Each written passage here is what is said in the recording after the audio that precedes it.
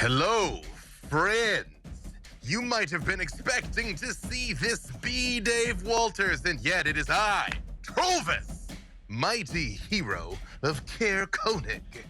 Recently, I was wrongly accused of murder and treachery and sedition, and yet, through my great wisdom, strength, and not insignificant humility, was vital, instrumental into the liberation of 10 towns. And now, treachery is afoot in my beloved Caer Koenig. But fear not, although truly, mighty Trovis is more than capable of rooting out any menace. I have enlisted the aid of heroes to help in our liberation. Let us meet these heroes, find out what their mundane names are, and what they are known as adventurers. Now, I must admit to you, friends, the crystal communications that we use to talk with one another is slightly delayed. So at times, you may see things that we ourselves cannot see. So I will simply call out into the ether, D'Artagnan, can you hear me, man? Yes, I can. Who are you and who are you playing on this fine adventure? Hello, I am D'Artagnan Mataliano, and I am playing Xander, the human fighter. Alcuin. Hey, I am Alcuin Gersh, and I am playing Rayonde, the Dragonborn monk. Sam.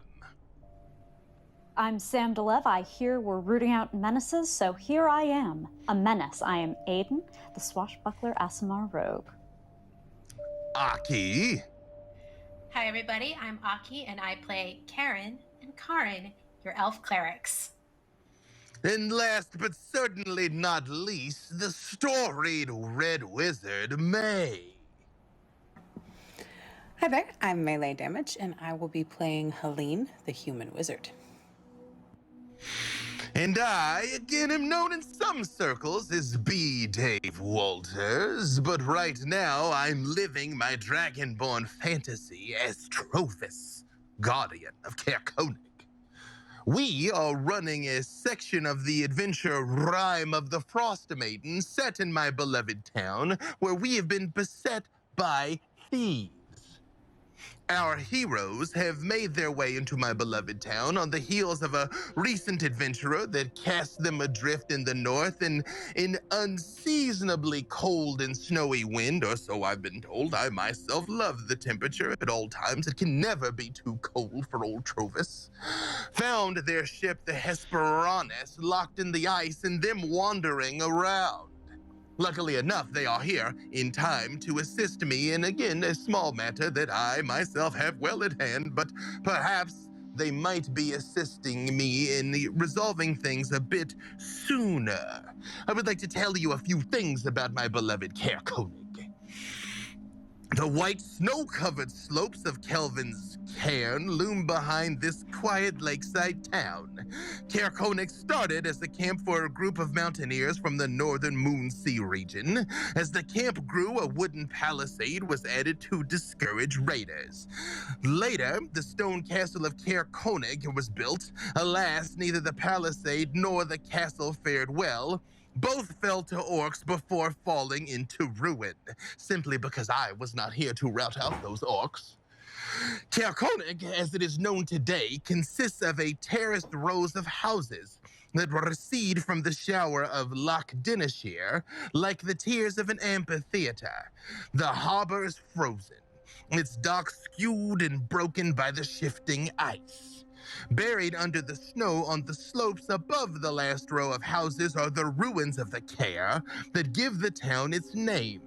A reminder to the people of Caer Koenig that nothing lasts in this corner of the world, again, except for mighty Trovis. Travel to and from this remote town was expedited by the ferry that ran out of East Haven. But with the ferry shut down, Caer Koenig is completely cut off by mountains, lake, and snow. Forced to live on what they can haul out of the iced-over lake, the people of Caer Koenig are bitter and angry. They believe that the rest of Tin Towns has abandoned them.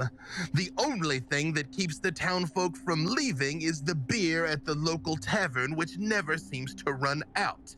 I myself have done my fair share of effort in attempting to deplete the beer reserves, and yet they seem to flow eternally. As if things weren't bad enough, the town has suffered several mysterious break-ins recently, with no evidence of the intruders except dwarven boot tracks in the snow leading north. Since there are no known settlements in that direction, the townsfolk assume that Aural's everlasting winter has taken its toll on the dwarves of Kelvin's Cairn, forcing them to come down from the mountains in search of food or beer. Which, of course, what else can you survive on except food and beer? Dare I say, I would find a way to subsist on beer alone if forced to, but again, not everyone has the fortitude of mighty Trovis. Now, understanding that we have made our way into our narrative, I, while not just a great warrior, am also somewhat of a thespian, shall take the time to take up my position as the narrative unfolds. So come with me now, friends, as I give you some introductory flavor text. Witness the amazing performative power of mighty Trovis. The town sits quietly at the foot of Kelvin's Cairn. A few bundled up people shuffle between snow-battered houses, keeping their heads down, barely bothering to give you a look as you walk past them. A pile of snow stirs as you pass it, and someone hidden beneath it suddenly stands. The figure looks around and yells, "Who goes there? Is it thieves? Have I found those creeping bastards?" It's because it is me. When he pulls down the scarf covering his face, you see it is a silver dragonborn of striking beauty and strength, holding on to what seems like an empty wine bottle as if it were a weapon. He belches, grins at you, and says, "Pardon my manners, I am a bit jittery with all the thieving going on. It is I, Trovis, town speaker for Caer Koenig." Oh, pleasure to meet you. I'm Helene. This is all of my friends. We were just passing through. I love all this. Your aesthetic is amazing. Yes. Is this another one of my fellow dragonborn, I see, of the red ilk? You're not here to cause trouble, are you, friend? I shall batter you about the head and shoulders if need be. You could skip out on the battering. Maybe we should talk somewhere indoors, warmer perhaps? Yes. Terribly cold out here. I find it quite refreshing, myself, the chill in the air. Yes, but now, how is it that you all found your way to my fair town? Job's a job, you know. I'll maybe be back here. Thieving in town. I mean, we go where we're needed, don't we? Yeah, and we just happen to be in the neighborhood, visiting Tyr, kind of a friend, acquaintance, perhaps. I think he's a friend. Lo, you are storied travelers, and you, friend elves, am I still so drunk that I'm seeing double? Perhaps they slipped a little extra something in my ale. No, you're not seeing double. There are two of us. I'm Karen. I'm Karin. Astonishing. It is like gazing into a mirror side by side. Most impressive. And you... Well, kind sir, do you think maybe we could go inside and talk about your That's problem? 2 votes for inside. Yeah, we heard that you were getting attacked by thieves. The town has had some thievery trouble. No one's seen anything, really. Just the other night, the lantern over at the Northern Light was stolen. Corey won't let me hear the end of it because I haven't been able to find those responsible. Maybe not yet, anyway. But I have a knack for this stuff. Well, Yeah, lucky for luck, you. so do we. You just took the words right out of my mouth. Yeah, I mean, suppose. we're very subtle as investigators go. I'm sure you won't be any sort of disturbance at all. It's, And then I look right at Helene as I say that. Subtlety is definitely our thing, and she shakes her head and makes the coins that are in her hair jingle. Trovis sort of slowly looks at Helene's gargantuan white hair, bejeweled with coins and bits and bobs and odds and ends, and Rayonde's striking, stocky red body against the white, snowy background of this place where everything is cold and gray, and he himself is completely silvered and covered in snow. And he just looks at you all and he goes, yes, subtle, as am I. I am as subtle as I am humble. Come, yes, I shall escort you to the inn where you might inquire about the recent events. But yes, there have been a number of things taken in recent nights. There is the color-switching magic lantern that has been taken from the Northern Inn, a pair of goats stolen from a local tavern. Tragic, really. They were sweet boys. I try not to get too attached to things that may become my dinner, and yet there was a certain appeal to those two kids. And a small sack of pearls carved into decorative beads has gone missing from the stores at Frozen Far Expeditions. It's difficult to enunciate with this dragonborn maw. Do you have this problem at all, friend Rayonde, with the enunciation on occasion? I mean, it's particularly bad in the common language, but yeah, the teeth, the tongue, it can be a bit hard to wrap you around words that are not from your own culture. I understand. How close were the robberies when like in proximity to each other? Do you know?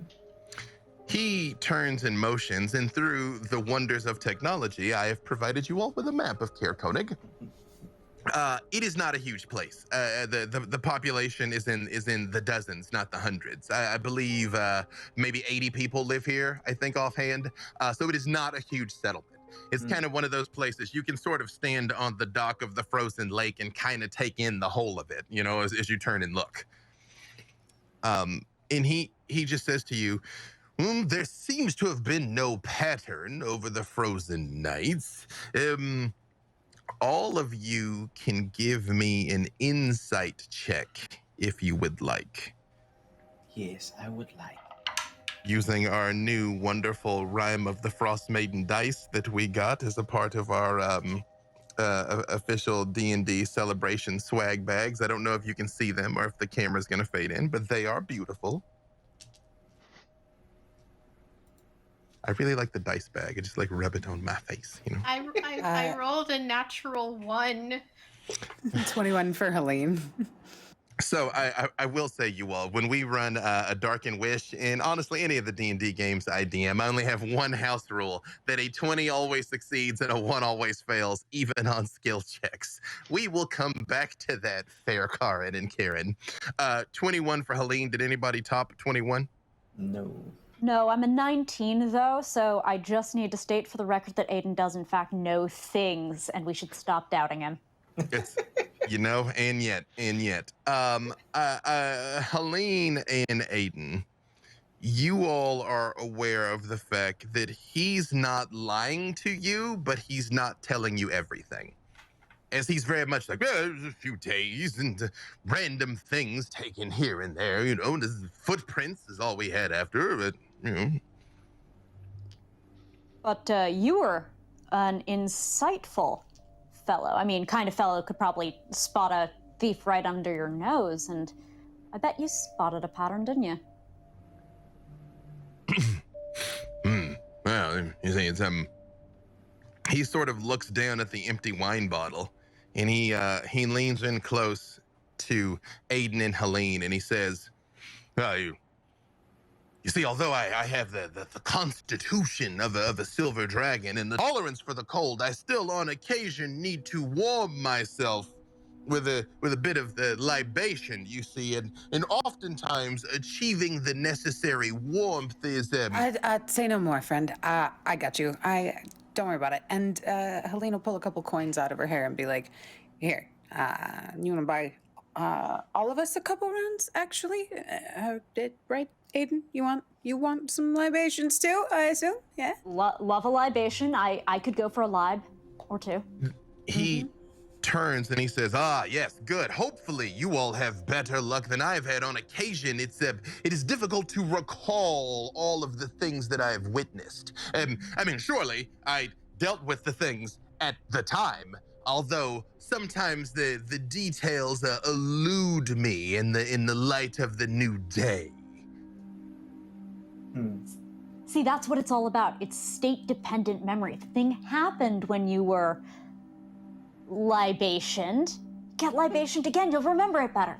Exactly. Is that how that works? It I- doesn't work that way for me, but I like the wisdom of you youth. I will also say, Karin and Karen, not only are you sure he's lying, he probably stole this stuff. Like, I mean, it's like it was this dude. Like, you know, like nobody just thinks it was like it clearly was this dude.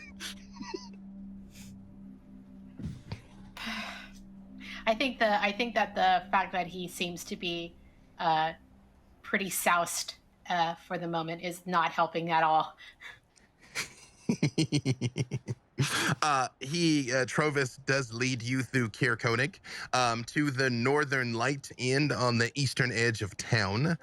There is an empty hook that was meant to carrying a lantern that hangs above the inn's entrance. The inn appears to be mostly empty. A young woman looks up at you as you enter, gives Trovis a chastising smile, and says, "Did you fall asleep again outside? I'm telling you, Trovis, one day you're going to have to stop relying on the kindness of strangers." I object to this. I do not, but sorry, back to the story. The woman then opens the door into what looks like a kitchen and calls out, "Heat up something for Trovis. He's been out patrolling again." And you all see the woman just sort of like nods for a second, and Trovis kind of like looks a little flustered but sits down because he is hungry. And she looks at you all and she's like, "How did I recognize your faces? Are you new wanderers, or lost, or adventurers, or trappers, or miners? You didn't look like miners." We're here to help. well, we're adventurous. You I think you got it. adventurous fits. Was that your third guess? That was pretty good.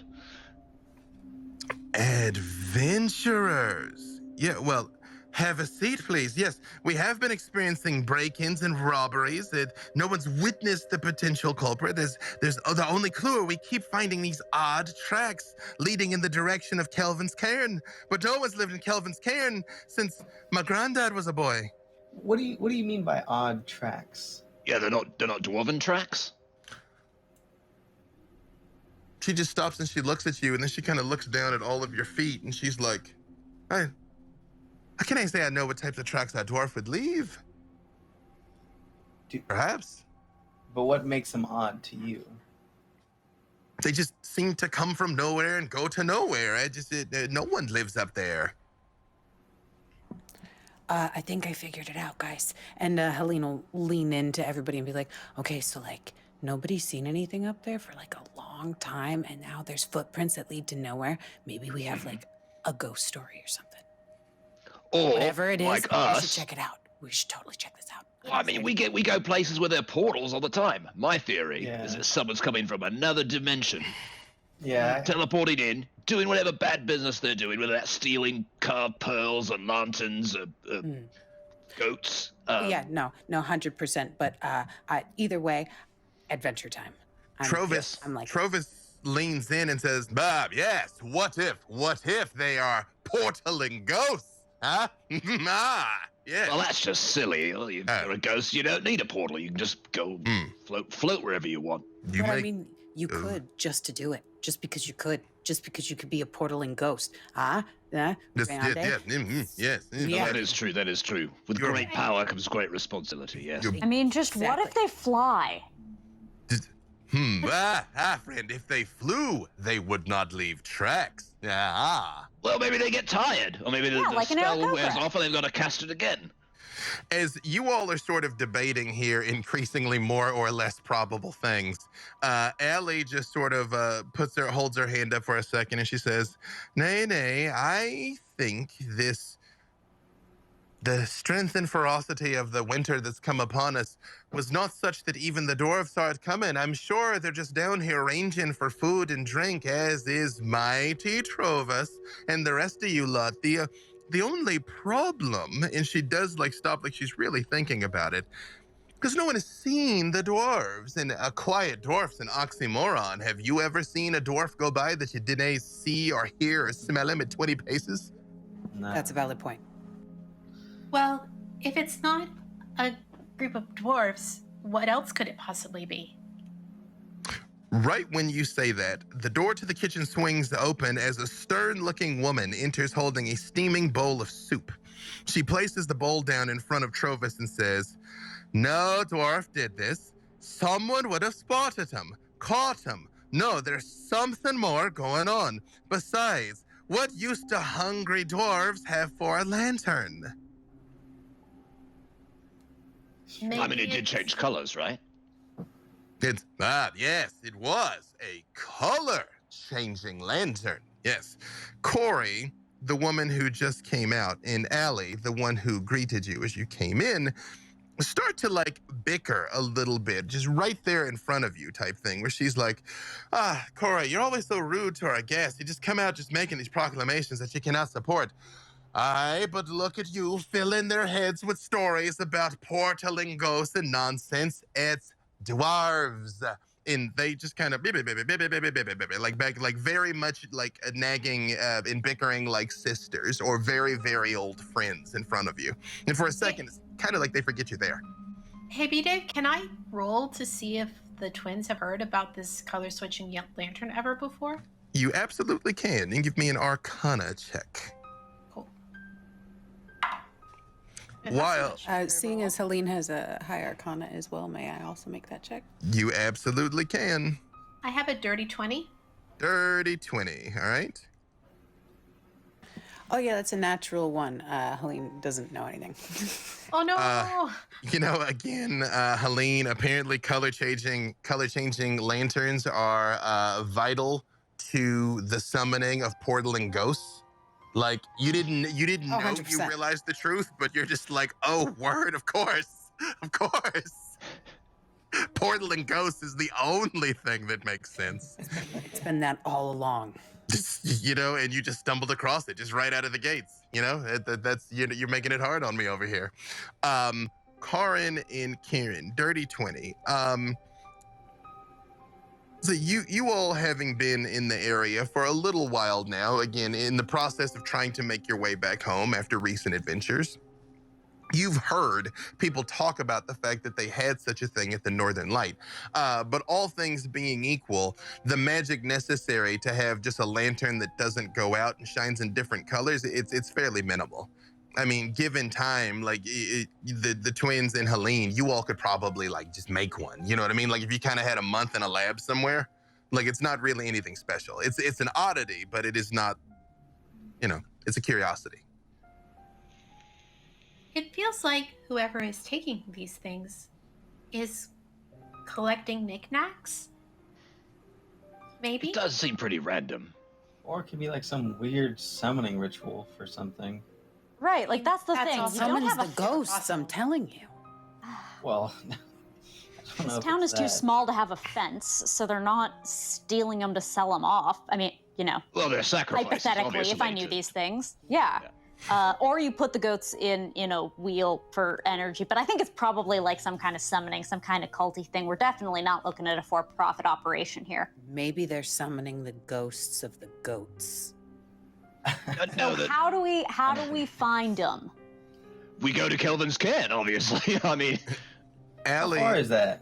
Ellie sort of leans forward, and it's getting late in the day now. It's at this time of year. This whole region, of course, Icewind Dale is always cold. That's why it's Icewind Dale. But it has been unseasonably cold. The winter has hit them much sooner and much harder than it should have, even for a place like this. So there's not many hours of sunlight to begin with, and the sun is already hanging fairly low in the sky, even though it's only maybe, we'll call it 3 o'clock or so by our standards. And Allie sort of leans forward and she says, well, if you adventurers would be willing to assist us in this matter, we didn't have much by way of coin, but we could offer you a warm bed, good food, hearty ale. And she puts a hand on Trovis's shoulder, and she's like, and you would free up mighty Trovis to go back to doing what he does best, protecting the people of Caer Konig. And Trovis is like, no, I shall accompany them. If there is to be battle, I will join it. Did I tell you about the time I kicked an ogre into a river and hurled obscenities at him as he splashed and drowned going down the river? And Allie leans forward again and kind of puts a hand on one of his, and she's like, yes, mighty Trovis, but that is why we need you here close. Surely you brave adventurers are more than capable of exploring and leaving our guardian here to protect his people, eh? I agree. We don't want to, waste your potential, Trovis. Much more important things could be happening here that would need your assistance. Yeah, you're such a good liaison for the community here, Trovis. I think they look up to you. They depend on you. And if you were to go off, who knows how worried they'd be? Who would protect them? But that's why you've got us. So many worried. You all see his chest clearly inflates. You know what I mean? And he's like, yes. You speak wisdom. The clarity of your words belies your youth. Yes. If I, then, will not accompany you, and you do intend to set about following these tracks, might I make a small suggestion that mayhaps you should get a dog sled? It will be an easier way to travel in these frozen lands instead of your unprepared feet. Where do we get one of those, Trovis? Is there like a spot to borrow one? If we could get some heavy fur coats, that would be much appreciated as well. Yeah. Yes. Well, I shall set about arranging some more seasonably appropriate clothing for all of you, and I will escort you over to Frozen Far Expeditions, where you might negotiate with Jarthra for use of one of her dog sleds. Very kind. He very much wolfs this stew down right in front of you, rom, rom, rom, rom, rom, rom, rom, rom. And Allie does look at you all, and she's like, hi, although the sun will be setting soon, if you would like to warm your bellies on a bowl of stew and some bread, I'm sure my sister and I could arrange that. Yes, please. Yes. Yes. I'd Yes, like yes, that. That'd be please. great. Yep. You guys didn't realize Corey had already kind of slid out while you guys were talking and just re-emerges with a platter of bowls of stew on one hand and multiple flagons of ale hooked on her arm like Oktoberfest style. It very much is boom, boom, and just kind of puts it all down in front of you. She goes, aye, eat up. Can't have you catching your death out there. Rayonde, I realize it's cold here, but I may never leave. I like this place. This is great. It's got a lot of atmosphere. And apparently a lot of dogs, Xander. I know. I'm trying to keep my mind focused on the mission, though. Don't get too... Yeah, I was going to mention, fluffers. we've had some recurring problems with people maybe getting a bit too attached to animal companions. We've got to respect that these dogs are working dogs. I They've got a don't know job to what do. you're talking about, Rayonde. I would never get attached to an animal companion that might also possibly want to rain doom on everyone. But me, I miss Peter Parkour. We all do, Helene. I'm sure we'll see him again someday in the stars. I'm okay with that. Try to kill me. Allie, Karin is just that what it was? elbows Xander. Is it Allie? Yes, sir. just a quick question. It's been kind of confusing me. You said that the footprints disappear and appear out of seemingly nowhere, but if they are coming from, can you just elaborate on that for me? Because I'm a little confused. I can tell you one better. Here, come. Yes, well, finish your stew, and then I'll show you what we mean. Yeah, I quickly eat it. She doesn't rush you. You know, she lets you all finish your food. Like all cooks, both she and Corey kind of like watch approvingly, you know, making sure you like it type thing. Anybody that seems like they aren't gonna finish it kind of get a sharp glance until they do. The food is good. The beer is very good. And she leads you out the back of the inn. And you can see small footprints. I say small, about 2/3 the size of a man, but they're fairly wide. You could tell they were pressed down deep in the snow by something heavy. The tracks leading away from the inn have been partly filled in with blowing snow that makes them appear like small depressions. You can follow them about 50 feet from the inn towards the outbuildings, and they've been completely obscured by the snow by then. Does it look like that they disappeared, or does it look like the snow kind of just carried them away? Give me a survival check. Any of you can. I shall, good sir. Can I do investigation instead? You can. Do I have any crime modifiers that apply here? Got a 19. I feel like I'm rendering a professional opinion, and I feel like that should be fairly high. Not in this case. Sneaking through snow has not necessarily been our island-born Stappy Boys MO up until now. Challenge 17 for accepted. Helene. 17 on an investigation. Okay, what was that survival there, Xander? 19, yeah. 19, okay. I had Also a 19 17 on my survival as well. investigation. 17, and what was that round, sorry? Another 19 for survival for race. You think that it's the tracks didn't disappear, they're being filled in by the snow. But those are still pretty high rolls. You think you probably could track them out further, like once you know what you're looking for, but it's to a casual observer, it would look like the person disappeared. It's like tracks, nothing. How deep are those tracks? Like, is it like how much snow is on the ground, and how deep are those tracks? And with a 19 survival, I would say it probably. I mean, a dwarf would leave footprints like this. They're not very small, but they were deep, like something small but heavy. Or someone carrying something. yeah. Or someone carrying something. Yep. What's the space between each track? Does it look like it's like a regular trot, or is it walking speed, a running speed? Give me a separate investigation check. Well, actually, I'll loop this in with Helene's investigation because she already rolled. Between the two of you, you all roll pretty well as a group. It looks like someone basically was just sneaking around out here. Like they're not running, but they also aren't casual. Like, I mean, it very much was like somebody basically sneaky walked. Yeah. I think skulking is the term that you're looking Oh, for. skulk. Exactly. It is a high level skulk.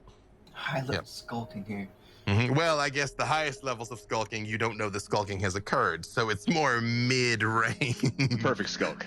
Unprofessional skulking. Can I tell? Amateur, hobbyist skulking, I understand. Serious enthusiast skulking, yes. Prosumer skulking. Prosumer. Oh my god. Yeah. Can I guess how much weight they were holding on them with these footprints, or is that... There's no way to know. You just know that it was heavy. Whatever it was heavy. Interesting.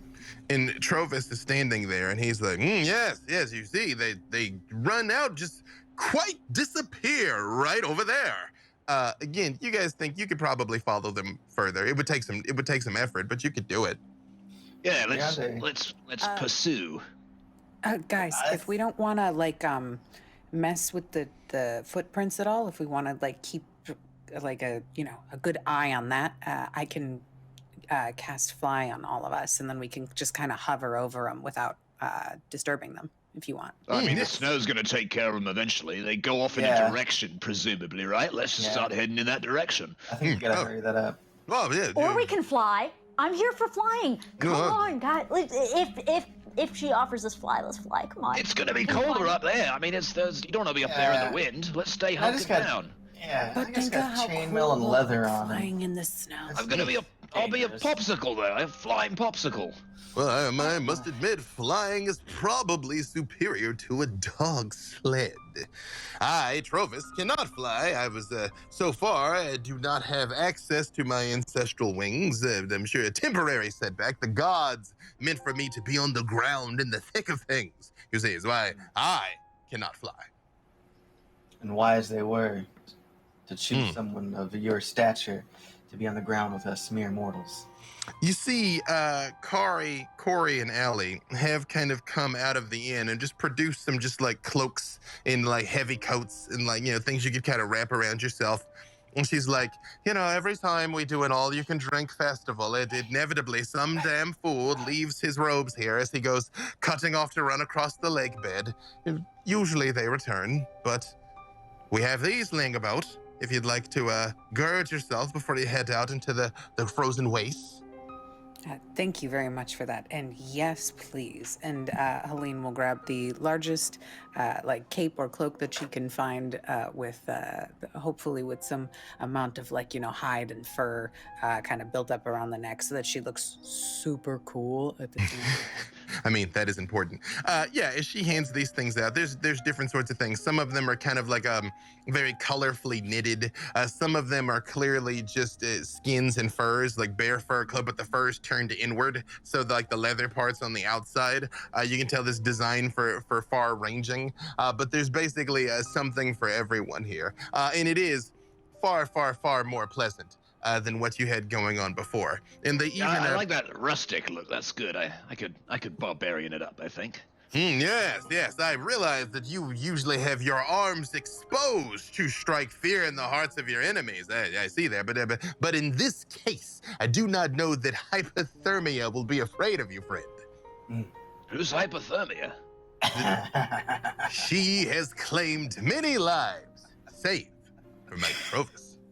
Yes. I shall await you all here as you go ranging outward. I say, and he turns and looks at you, Helene, and he's like, I theorize that you might have some proclivities for the pyrotechnic arts. Yeah, a lot of it. Is there like something that you need me to set on fire for you? Because it's kind of my thing. Yeah, But it is very cold here, so I mean, if there is anything you want me to go around and kind of spark some fires for people, I can do that. No, those who dwell here have somewhat know what they signed up for, but if you all find yourself in a pinch or in distress, perhaps you could send a light into the sky, and mighty Trovis shall leap to your aid. Oh, yeah, of course. No, I can totally do that. And, Travis, thank you. Thank you for your help, and thank you for, taking us in and being kind to us and making sure that we have food and cloaks to go in and, do this. Thank you. And we're happy to help you. Yes, thank you, friends and adventurers. Thank you, Red Wizard. Thank you, Mighty Dragonborn. Thank you, Strong-Armed One, and you, Pale Lad with the keen eyes, and Duplicated Elves. I still must ask you at some point by what magics you were able to duplicate yourself so thoroughly. I think the world would be made better. I mean, their parents could show you that magic, I think. I don't think we should. No. Maybe don't. show And them like that. both This of the is- twins are just blushing really hard and look completely mortified. Ah, yes, the robes are working. You already look much warmer in your cheeks there. Yeah. Well, good luck, friends. Carry on should you need help. Again, Red Wizard, alight the sky, and Mighty Trovis shall leap to your aid. Otherwise, we shall see you when you return. Fantastic. Sounds good. Keep the cinnamon buns hot for me. Allie and Corey just sort of like nod at each other, and Allie just says, if possible, should you see our color changing lantern, if you could see fit to return us to us, that would be just wonderful. I realize it might be 1,000 leagues from here, smashed into bits, but should you see it, we would love it back. Of course. We'll keep an eye out. Whatever we can All right. find, we'll bring back to you. And you all set out of town. Give me survival checks for all of you. And now that Mighty Trovis will be staying behind, I shall be removing this mask, at least temporarily. So, As a friends. natural 20 for Helene. Oh, perfect. You're gonna learn a lot. I So, got friends, 22. Mighty Trovis, having set this adventure properly in motion, shall retreat to the background, so this B. Dave Walters might continue on with the narrative.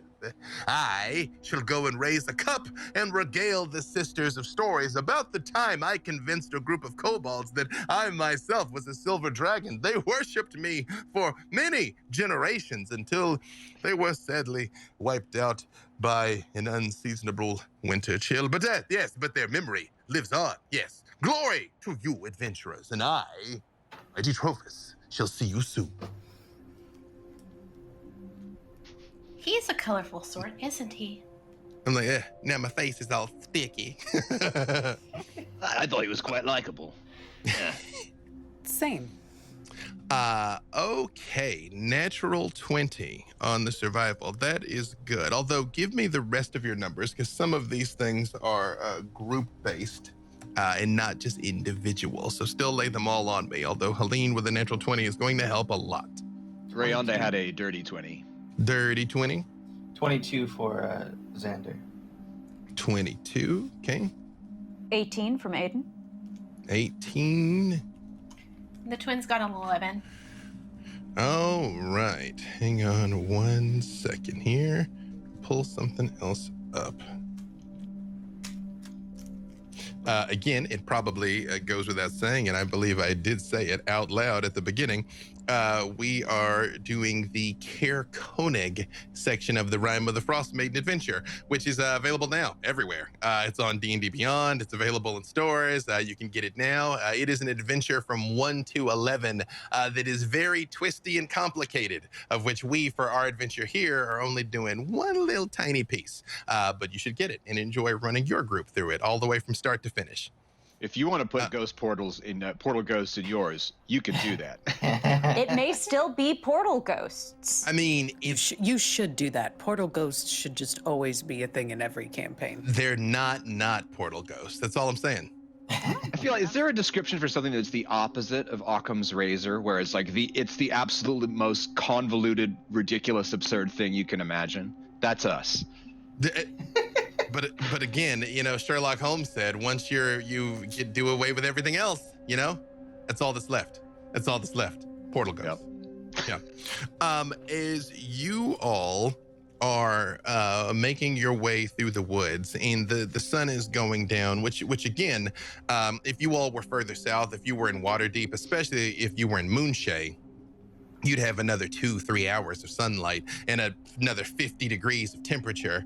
But it already starts to close in on you and getting pretty cold and pretty gross out here.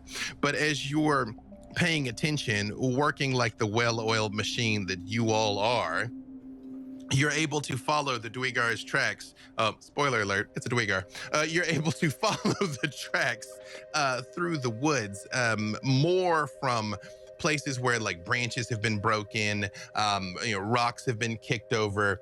Even though the tracks are starting to follow in, that's really more how you're able to navigate through here, because they did do a pretty good job of covering themselves until, Helene, you notice parallel to the dwarven tracks in the snow, big ones, where the dwarven tracks are about half as the size of a man, half to 2/3 the size of a man.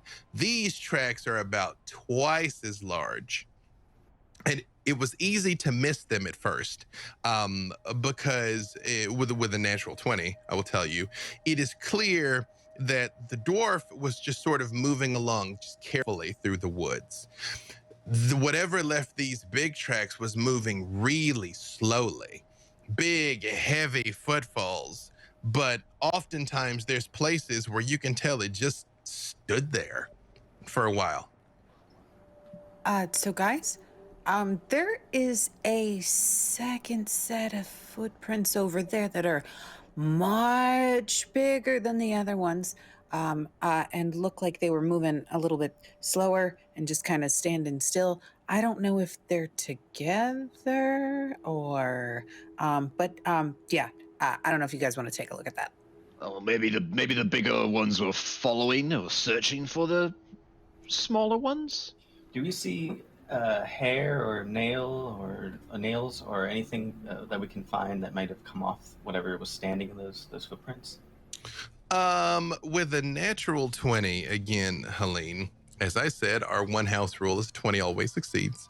As you sort of look at the bigger prints and kind of like shuffle the snow away a little bit with your hand, you see what looks like rotten meat, like just a chunk of something. There's like a chunk of rotten meat over here, Xander. I don't know if you want to take a look at that, if that means anything to you. I don't know if this came off of the thing that made the footprints or if this is just leftovers of like one of its snacks. Maybe it's the small thing. I would like to look at their meat. Why don't you taste it and see if it's goat? Does it look like goat? Hard to say. It's frozen solid because it was down in the snow. But when you pick it up, like again, you all have lived on provisions out on the high seas. You know what bad meat looks like. Just a kind of grayish nastiness that had very clearly begun to turn before it kind of just fell to the ground and got snowed on and frozen. Freeze this a is what burn. happens. This is what happens when you cook a portal ghost. Or whatever this thing was, might have been a corpse already walking around. Yeah, especially I will say also with your natural 20, there's no signs of a struggle. Like there wasn't a fight here. It's just two different things, one small one and one really big one. We're both out here. But again, you feel like maybe they were different times. That's difficult to say because you're just kind of footprints, you know? But just sort of... Well, what's the snow look like on each footprint? Again, it looks on the like... separate tracks. Like, are they similar or? You can tell the big one just stood still longer. The smaller ones kind of kept moving. The big one would just like walk a little ways and stand there. And then walk a little ways and stand there. Do we see anything around us besides these footprints? Or is that it? It's just woods. It's starting to get dark. You're starting to hear the ambient howl of the wind in the trees. And this place it just kind of feels wrong. It's not just like cold on your skin. It's like cold into your heart and soul. Like you all have been cold places before. It's just, this place just feels wrong. Like it is not comfortable being out in these woods. Well, I think we should just keep going and just be on your guards, everyone. Yeah, I don't want to be out here at night. Let's keep it moving. Yeah. As you all are moving through the group again, give me a perception check. I will say also that natural 20 from Helene is going to save you all a lot of trouble because it is actually very possible to get lost out here. But thanks to your red wizard, you will be able to keep the trail. Thank God for that because I rolled a 6 this time. The twins rolled a 26. Karin and I rolled a Karen, 1. Xander, you're very much like, wait a second, the portal ghosts are dropping meat out here. Cool. Wait, what if it was a meat trap? You were supposed to step on it, and then the portal ghost would have gotten you out of the trees. Karin and Karen, in the midst of the ambient wind blowing and just kind of the creaking trees and just general grossness of this place, you all hear what you swear is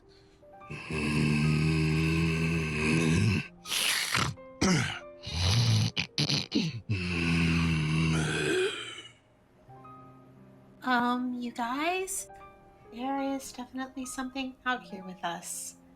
Where? Can you hear that grunting, snorting sound? Is thought that was it Xander. snoring? Is it some sort of apnea of some sort? A creature taking a nap, perhaps? It could be. What do you think, Karn? I think the cold weather does awful things to people's sinuses. Do we know which All right, direction? I'm gonna go take a look real quiet. Just, it's off that way? Yeah, Yeah. with a 26, Karn and Kieran, you guys, you know, there-ish, like up there. You know, is kind of where I heard it. Just speak and he's gone. Aiden, can I be on Team Sneaky with you? Oh, well, he's gone. Give me your Yeah, looks like that's 23 to sneak. you know, you light off as you are used to, but this freaking crunch from the snow, Aiden, like you're like, oh, come on, you know, like what is the, you know, it's difficult to work in these conditions. It is unprofessional. Oh, Mm. actually, You know? Reality, I think I still hear him a little bit. I think he's headed that way. All right, It's- let me give it a try. I'm gonna make a perception check. It is true. You all are accustomed to your friend just being a ghost, like he's there and then he's just not. But this time he is sort of like, oh, hang on, what is the? I got a 17 20. on my perception check. Can I see where Aiden? No, he beat it with his, but but I mean, but the twins can't tell you it was roughly that away. But Yeah. you do hear like the ambient crunch in like a very quiet, like under the breath curse, like. I should have been quicker. I don't want us to get separated. I'll stay here with the rest of you. He'll be back. And if he needs our help, he'll signal. Aiden, give me a perception check. 24. As you get a little closer, you do start to hear what the twins indicated. You do hear this like,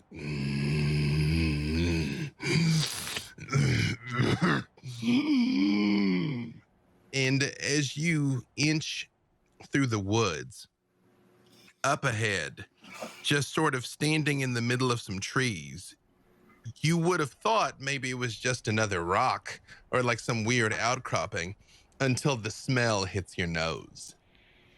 You see a huge hulking shape of a creature that maybe was once an ogre. It's hard to say. Just standing in the snow, looking at nothing in particular. A light coating of snow is over its shoulder and over its head. Its flesh is pale and gray. There are arrows and swords sticking out of it, and across its abdomen is a huge gash that intestines just sort of idly dangle out of like streamers. It is very clearly dead, and yet it is still standing.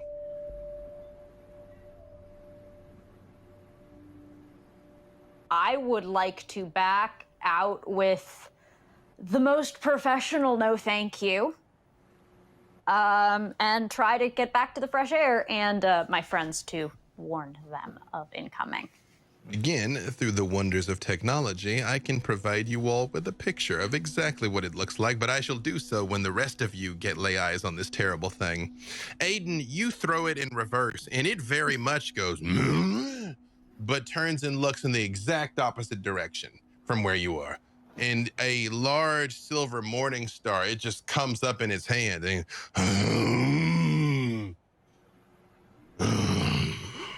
and just goes back to standing there as you lightly creep back off through the woods. Okay. Y'all know what happens when you fight something and you lose, and maybe also they lose, but they're still standing and there are swords sticking out of them, and it's an ogre and it looks pretty undead. That's what I'm getting at here. Oh, Oh wow. It's gross. It's just got guts hanging. Like you don't want to see it. I don't you wanna go see it? remember it. Yeah, I think we should go kinda see wanna it. Yeah. I think we're gonna have to deal with it.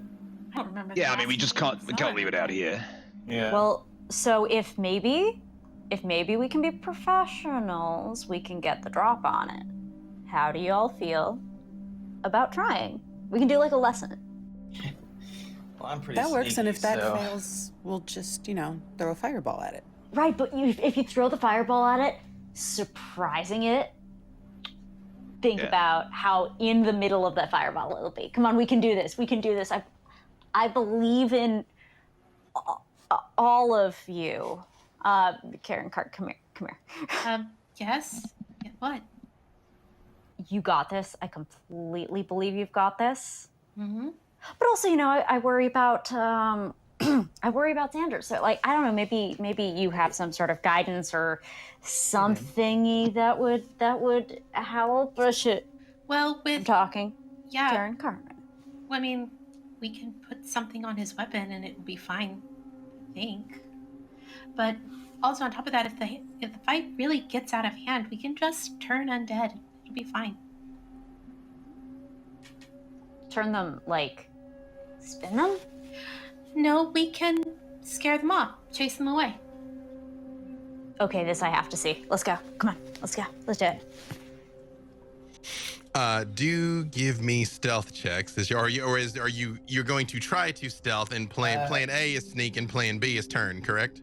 Well, hold on. Aiden, you said that the the undead orc was in the woods, right? Ogre. Yeah, ogre, like right Ogre? up that way. Yeah. Is Guts it hanging out. surrounded by trees? Mhm. I mean, it's a forest. Yeah. We're all, which of us is not surrounded by trees? Yeah. So why don't we just use flight and come from above? Wouldn't that be sneaky? Depends on what kind of. I mean, if we Helene don't make wants any to do. noise, right? I mean, if you guys want to fly, we can fly. I'm always for that. I mean, like I suggested it earlier, and everybody was like, "No, let's do dogs and let's take dog slides." But I mean, now you all Death from wanna above? fly. I mean, Death from above? Death from Fly above? in death from above is great as a strategy, and I love it. Yes. But I right, do let's do feel it. like we're not expanding other areas of our skill set as adventurers. If that's always our go-to, All right, If it's all not right, broke, all right. Don't fix it. But I'll- this time, quiet death from above. Skill expansion, but still familiar things. In the meantime, Yeah. Xander, sword, please. Yeah. Here you go. Is it Carrot? And Karin just casts Holy Weapon on Xander's sword. Thank you. So to be Yeah. clear, are you sneaking or are you flying? Yes. The answer is yes. We're sneaking. We're sneaky eliminating footstep as a factor We're stealth to bombers. facilitate sneaky flying. Then you all feel Helene's magic move through you. You feel yourself lighten a bit. For the first time ever, it's actually really enjoyable because although flying is pleasant innately, you are getting your feet out of that just mercilessly cold snow that no matter how good your boots are, it still just sort of sinks in and your toes are soggy and it's just miserable. Like, just not feeling that is worth flying for. Mm. Man. And am I to understand your goal is to glide above the treetops to where Aiden indicated? Stealth bomb. Yes. As you all fly along to the place that was indicated, you see what I send you through the modern wonders of technology. What Aiden described, a hulking brute that is covered in cuts and tears. There's places where the skin has gone so far, like purpley undead muscle is still exposed. Intestines hang out as bits and chunks of it just sort of have fallen off over time, one of which inevitably fell into that footprint. And it is standing there blankly looking at nothing in particular. Oh, that's terrifying. I kind of want to poke it with a stick, Aiden. It's- When you say that, Helene, even when you whisper, again, it very much looks up, but in the wrong direction. Like it looks behind it. Like,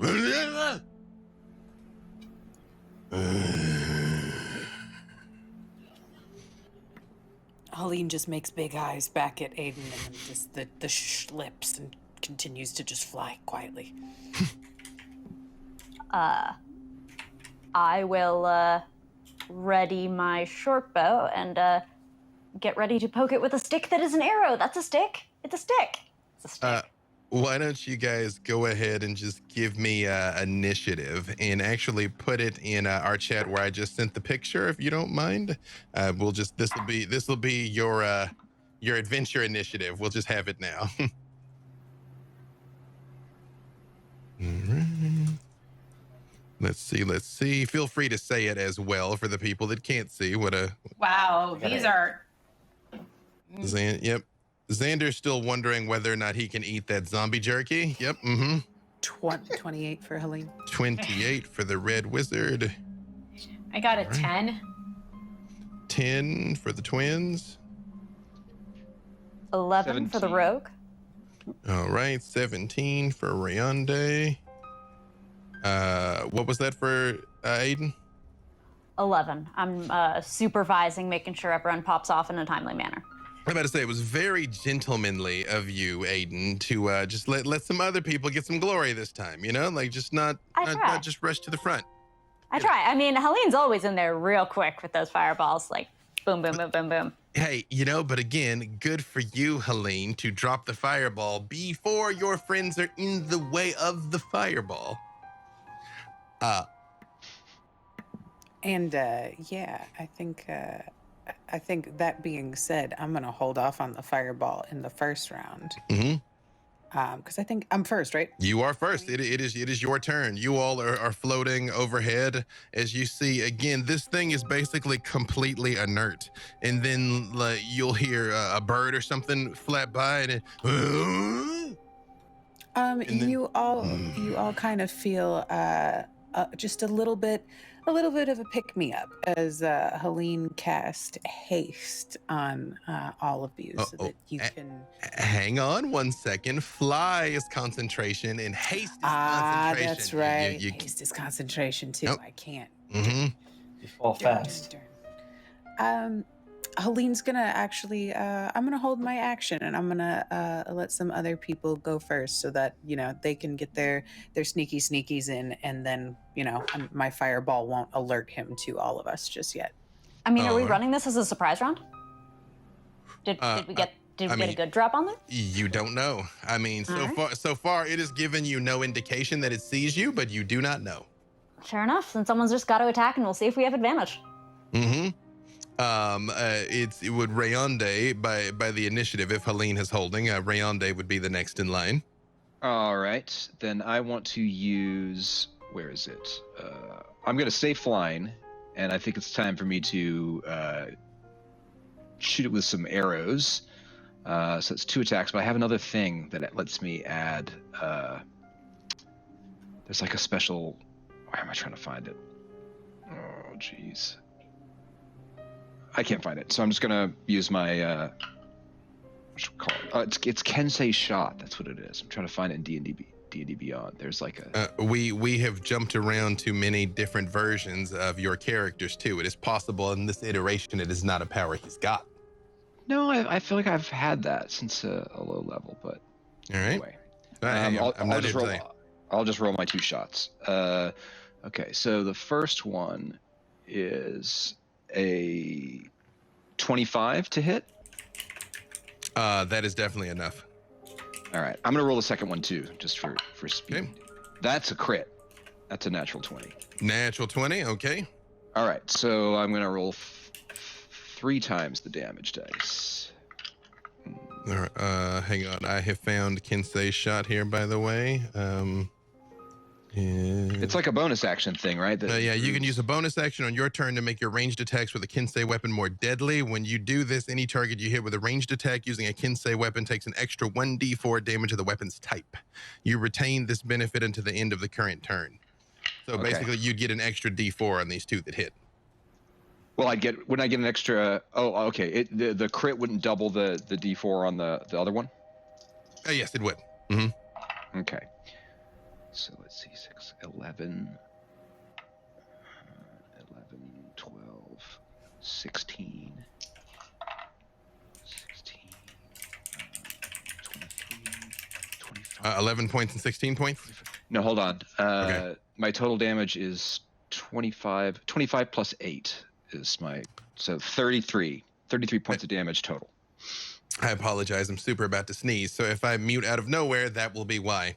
But yes, Rayonde, everybody's like trying to figure out what to do, and you draw your arrow back, and you see just like two of them sail straight down and just plunge themselves in this thing's chest. For how much damage again? Sorry.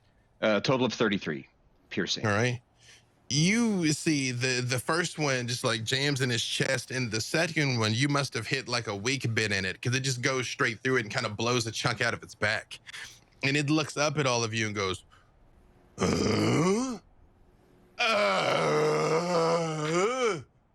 like turns and like sees like a big rock on the ground and starts kind of like lumbering over towards the big rock to try and pick it up. Aiden, what would you like to do? Rayonde has clearly like punched a giant hole through it, but it's still up and fighting. All right, then I can just fly in with my sword. Forget bows. This is too good. I can 1v1 an ogre and then bounce out. So I fly in to introduce my short sword to the opening created by my colleague here. Excellent. Go ahead and with roll. rakish audacity, I'll still be attackity. Also, so that's shout out to Jake and our friends from Q watching us right now. Hey Jake. Hey Q times. Okay. Yeah, I see them in the chat. So 23 to hit. That also is enough to hit it. Oh, good. I'm glad to hear. Ooh, those were nice. Those were good rolls. I rolled well. Good dice. Karin and Karen, you all see your roguish friend set about this thing. You all are going to be up next. What would you all like to do while they roll their voluminous dice? It seems like a... And I fancy flight work away to disengage and hide as a cunning action with a natural 20.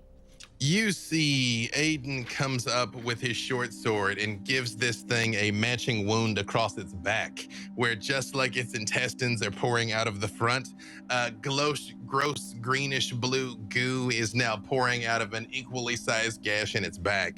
It does turn and lash backwards with its club, but Aiden, it is nowhere to be found. Misses by a mile. You could have run down its arm and jumped off of it if you like.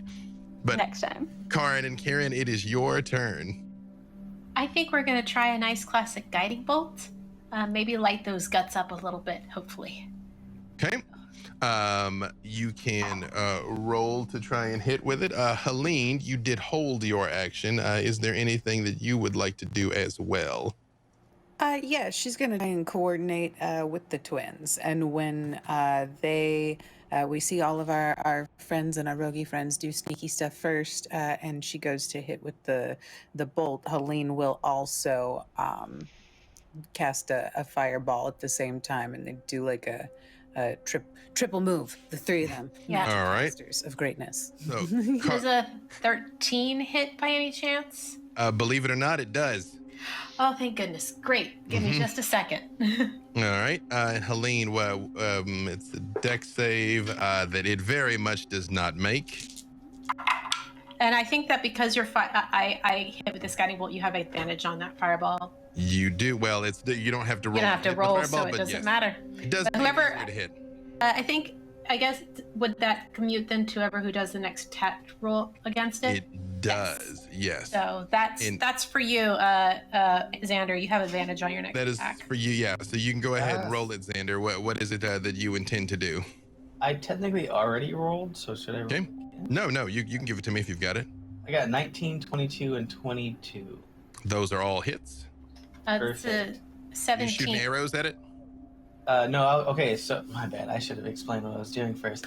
I would like to just dive bomb and try to cut off whatever, if it's right-handed or left-handed, whatever hand that has the weapon in it.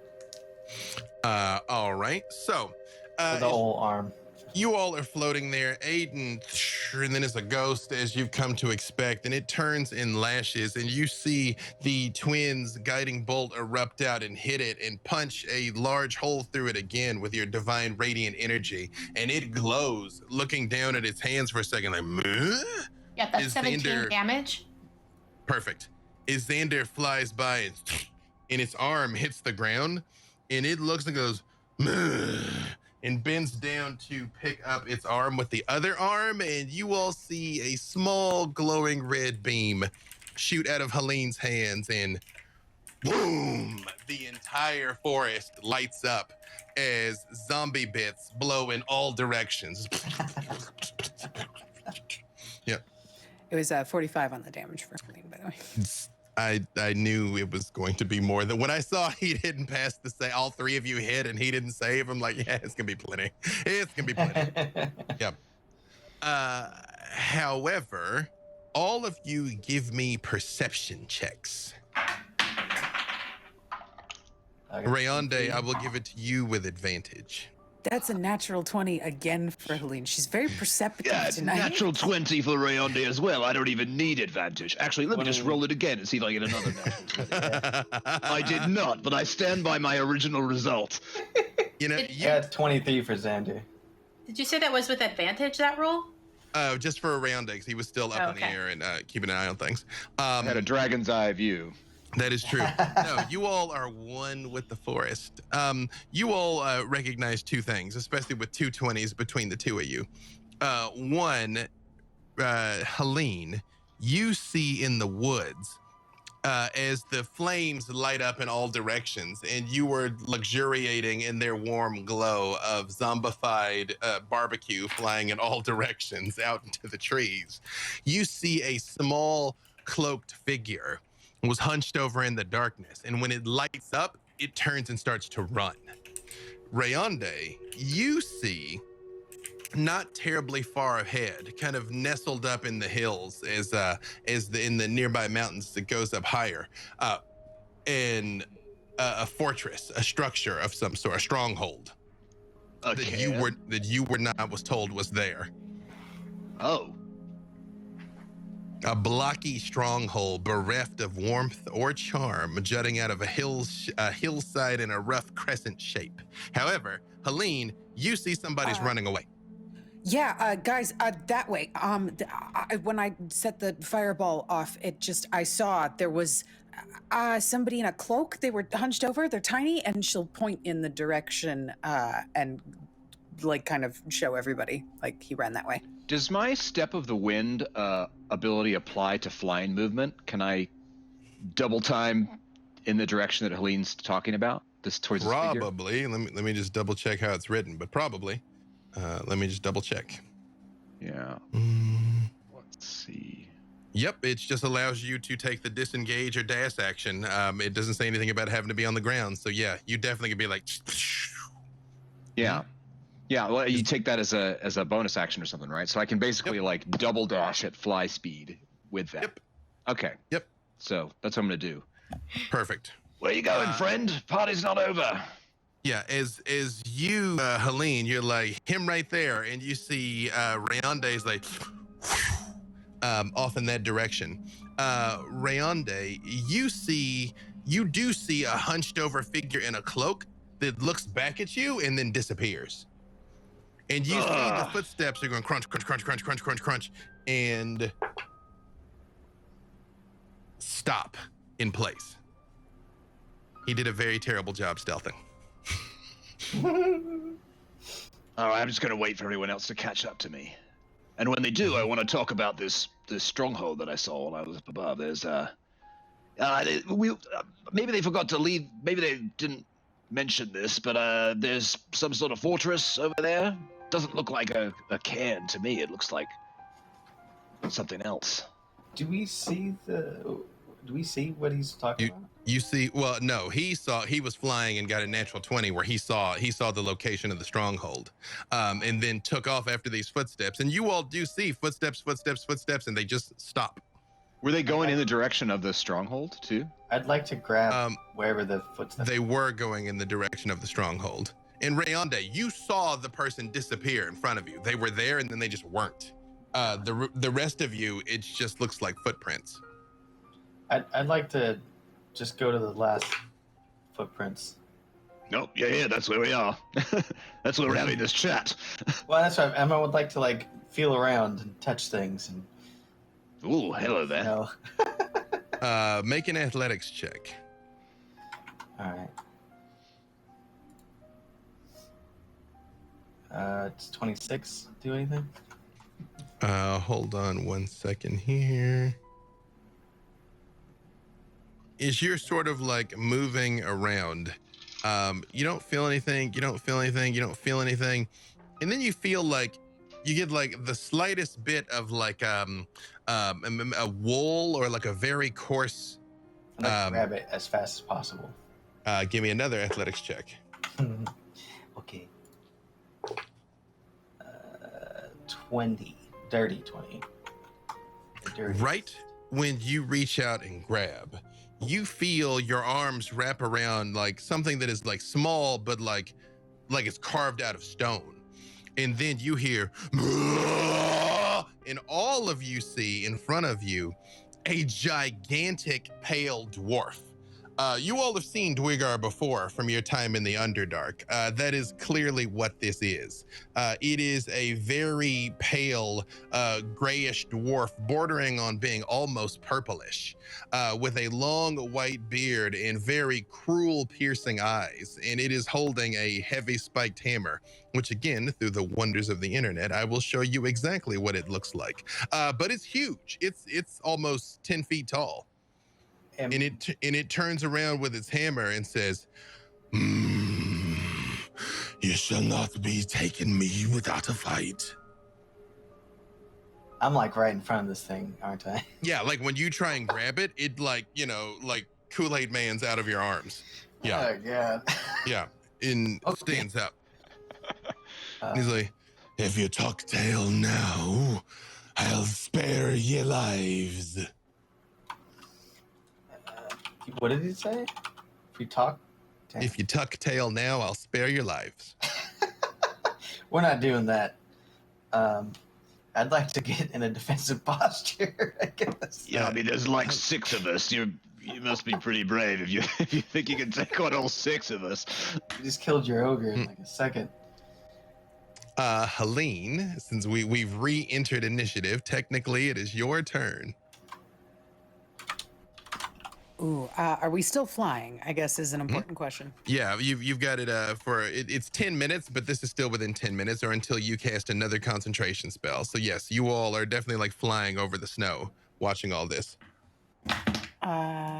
Is fireball that's not a concentration? That didn't knock me out of it? Mm-mm. Okay, sweet. Then I will do the same thing that I did last time, and I will keep everybody flying, and I will hold my action again, and especially let some of the people who are closer to this thing not get killed first. I feel like that's safe. All right. Talking is a free action if you want to say anything. She'll just kind of laugh when it says, "I'll give you a chance to tuck tail," and she hears Xander say that about like that's not a chance of that. She'll kind of giggle and just like wink down at everybody, like, "All right, let's do this," and then just hold her hands up and keep them afloat and concentrate on keeping them up in the air. He says, "I am a joke to you, am I? Well, laugh at this." And swings his giant hammer at Xander and gets a natural 20. Can I do anything? You can give me a strength save is what you can do. Oh, gosh. Okay. Let's see what we got. Oh, that's not a good one. I got a 14. He hits you for 15 points of damage, which isn't terrible, but you all see Xander lifted up off his feet and thrown back into the trees, like, pow! And Xander goes flying. If he's like, ha ha ha, what are you gonna do? Boom! Yeeted off into the woods. And he goes, aye, that's what I intend to do. Rayonde, it is your turn, having watched Helene, seeing this outright aggression. Does Helene do anything then? Because as a held action, you kind of tell me when you want to, insert your thing. Yeah, I think she'll go ahead. I'm still just trying to figure out what of my spells I actually can cast without breaking fly. The So concentration's getting when you worse look with when you look at D&D Beyond, some of the spells have a little black symbol next to them that are a C. It's easier to read on some screens than others. It's like a little black diamond. That Yeah. C means concentration. That's Yep. what that is. It's Yep. almost like it makes sense or something. Got you. It's a language. It's a language you got to learn. Don't worry about it. But it's so any of the ones that have that C next to it, you can only have one at a time going. But anything else, you're welcome to. Yeah, then she'll go ahead and cast a big old fireball at this guy. Okay. Let me see here. So it happens I have your save on my screen, although he does make his save. So roll the damage. But again, you all see this like giant dwarf who he almost looks like a statue. When Helene points at him and you see that beam, the pea-sized bolt of energy that leaps out of her fingers before it erupts, he does like kind of jump out of the way.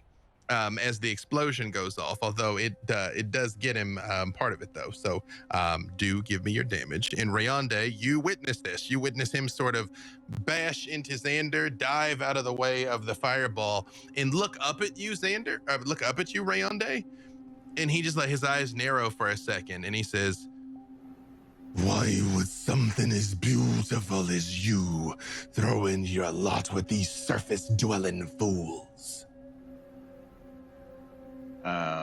Well, I'm very flattered, but I am going to chop your head off. Have at it. And that was 40 damage for Helene. Okay, he's clearly burned.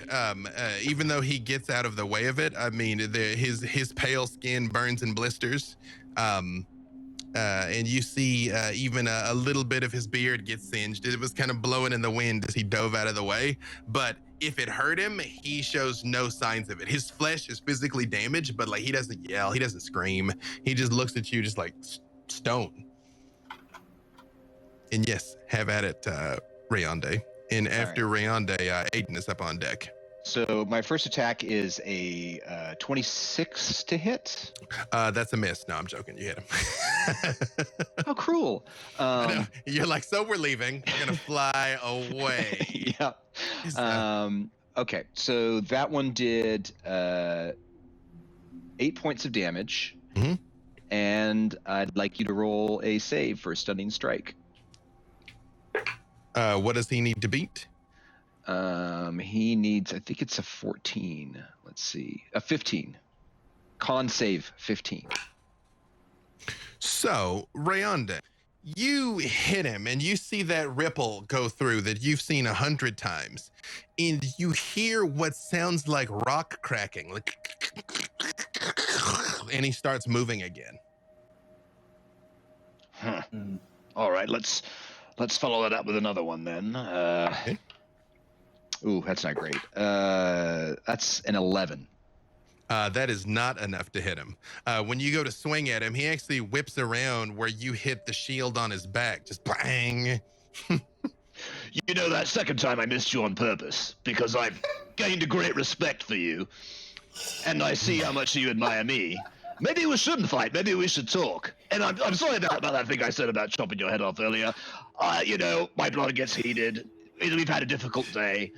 But, like, what do you say maybe we talk instead of us slowly grinding you into a pulp?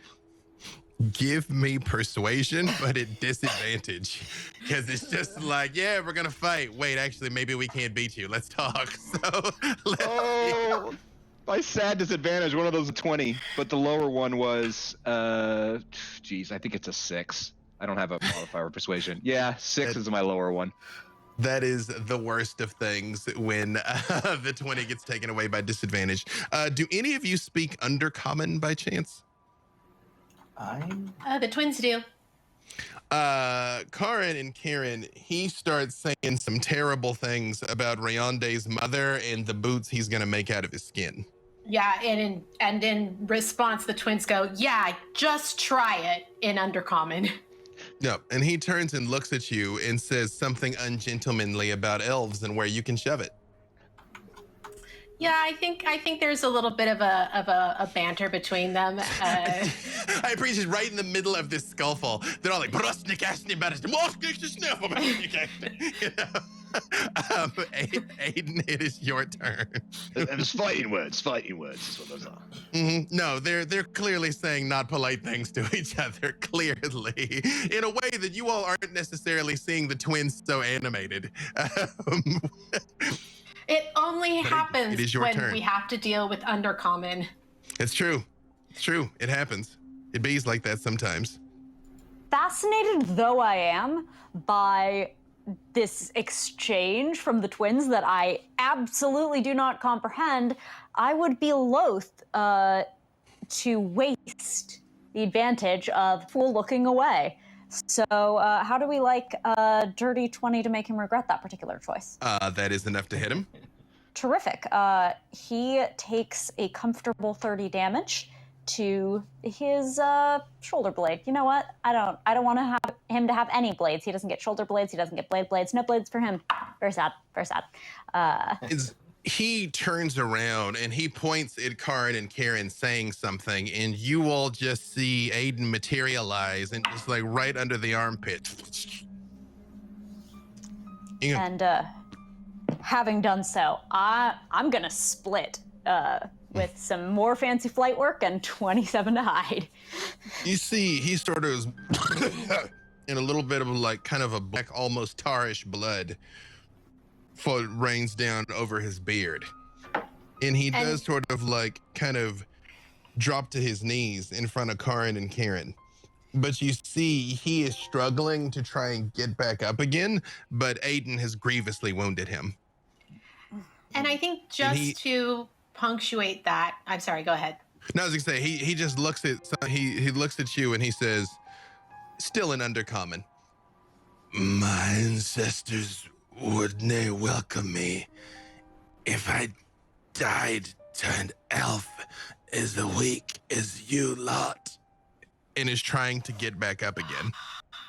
Well, that's really unfortunate because I just hit them with my crossbow with the 24 for 9 damage. So, and then I'm just gonna pop off my bonus action spiritual weapon and make my own little hammer for. Yeah, that's my turn. Unless I'm also allowed to hit him with my spiritual weapon, because I can do that too.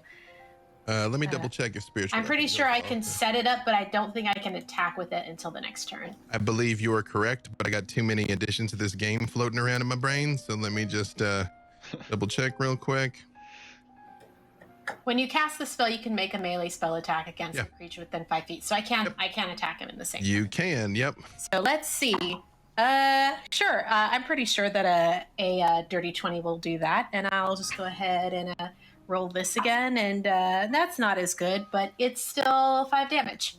So there we go. He looks up and he says something to Karin and Karen, and one of the twins pulls out their crossbow as he's gonna get up and just shoots him in the leg, where he like falls back down, and a glowing hammer appears in the air and just crack in his head, and he collapses into the snow, dead. And in Undercommon, they just say, "You were saying?" And you all find yourself in the forest with a couple of trees were set on fire by Helene's fireball, but between the snow and the cold and being waterlogged, I mean, they sort of lit up and were singed a bit, having blown zombie everywhere. And now you have this dead Urgar laying on the snow in front of you. And yes, Rayonda, he absolutely was on his way to the stronghold. Yeah, so our friend was headed that way, and as prime suspect in our investigation, I feel like that's probably his friend's lair, and that's where we're going to find our colored lantern, our carved pearls, and hopefully 2 hail goats. Helene would like to go through the Dweegar's pockets. Yep. As you search him, he does have his hammer, his shield, and a crossbow. And he's got an odd amulet. All of you can make either history or arcana checks, whichever one you're better at. That's a dirty 20 from me. Neither. Oh, 19 though. Hey, Xander's been places. You've seen stuff. Yeah, I'm excited. I got a So- 14. It's too cold to think. You know what? Yeah, same. Just, and also I was about to say, for the sake of Xander, our sweet boy, who knowledge types checks are not your forte. I'm giving this to you, brother. Yeah, Hey, he's been spending a lot of time with the twins, so Yeah, I learned things. Maybe you've seen this during officers training. Yeah, of course. Look, What here's the this thing. is- I spent a luck point totally unnecessarily and then rolled a nat 20 on it.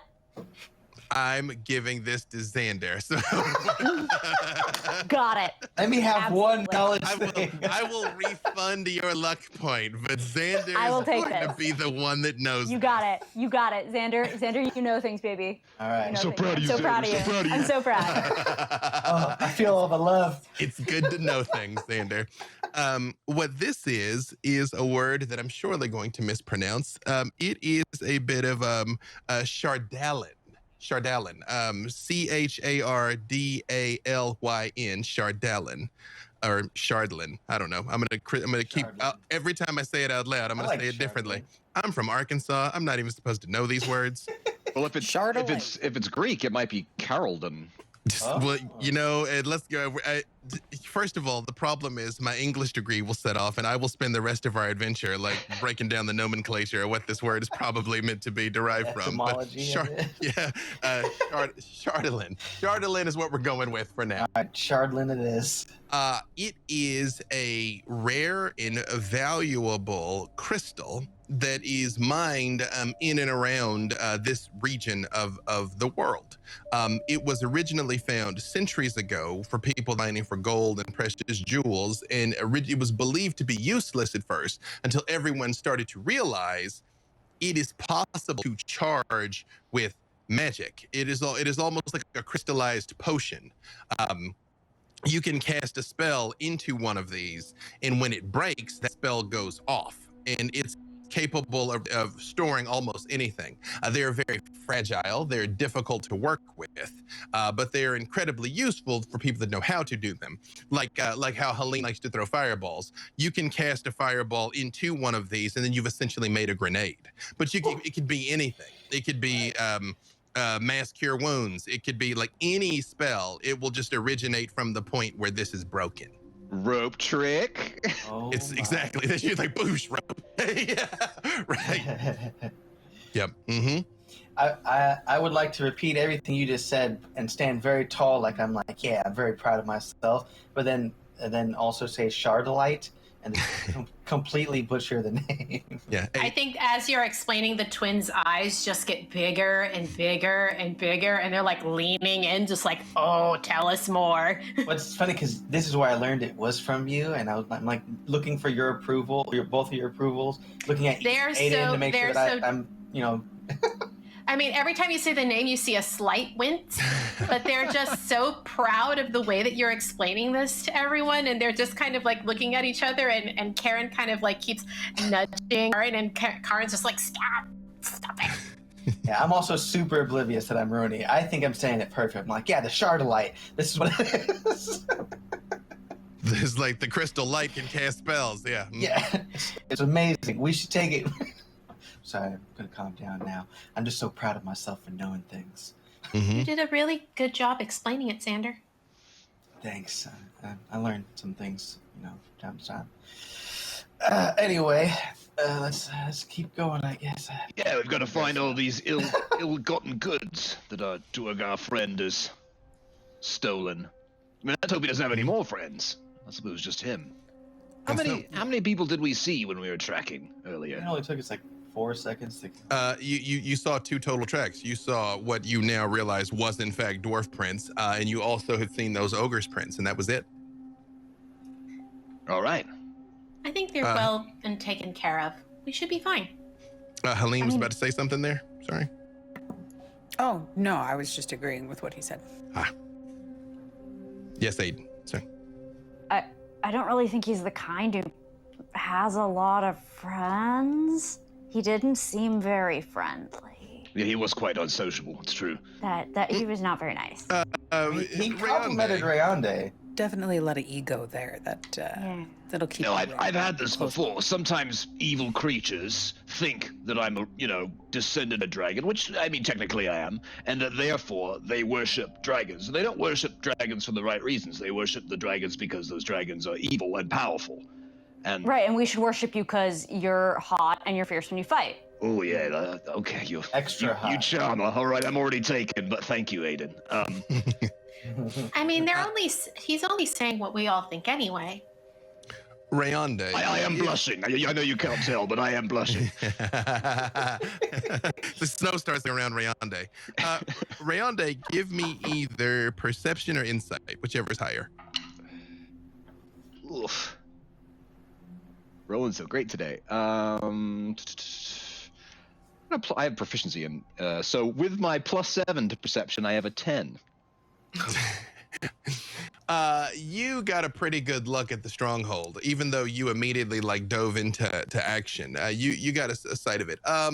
It's small, but I mean, you think it's probably a 5 to 10 person operation based on the size of the place you saw.